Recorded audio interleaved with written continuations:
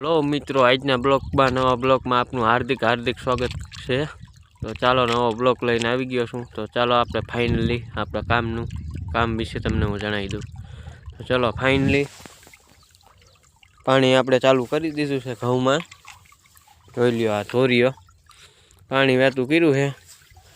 અત્યારમાં સવારના 9 વાગ્યા છે અને બાકા ઝીકી બોલાવતા છોટવાનું નાકેથી બપોરે 2 થી 3 વાગ્યા મિત્રો પી રહેશે।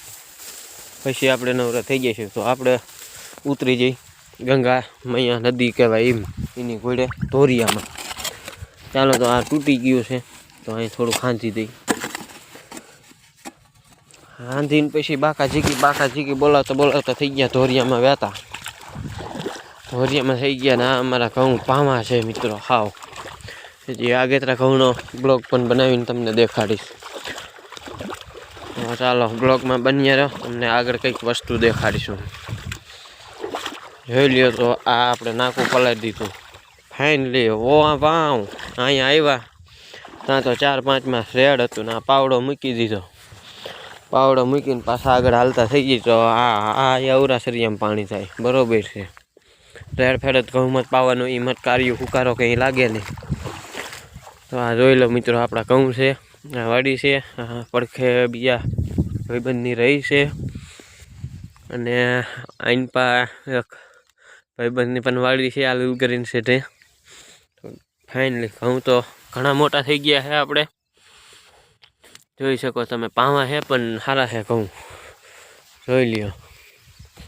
ઘઉંમાં તો કંઈ ઘટતું નહીં અત્યારે પણ આગળ થાય એ ખરી। જોકે વરસાદ તો થાય નહીં ને એ ઘઉં બગડે નહીં એટલે ઘઉં તો આપણા પાકી જાય છે। તો ચાલો ગાઈસ આટલો જ આજનો બ્લોગ હતો પણ તોય તમને થોડુંક કહેતા હોય તો આગળ લગી દેખાડો આખી વાડીનું।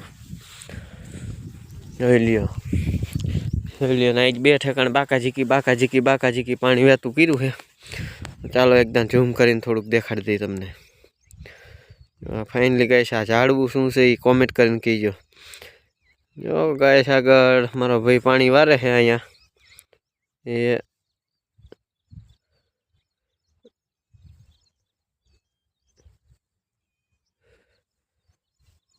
ફાઇનલી આ આંગરું રહ્યું ને આંગરું આ હાથ અહીંયા જો મારો ભાઈ પાણી વારે પણ તમને નહીં દેખાય। રો પૂરેપૂરું ઝૂમ કરું ફાટી ગયું છે। જો આ જાંબુડા નીચલી ડાયરે જો મથે। હાલો તો આ ઘઉંના બાજરીયા પણ તમે જોઈ શકો છો કેવડા મોટા છે એ પણ ફાઇનલી તમને દેખાડીશ।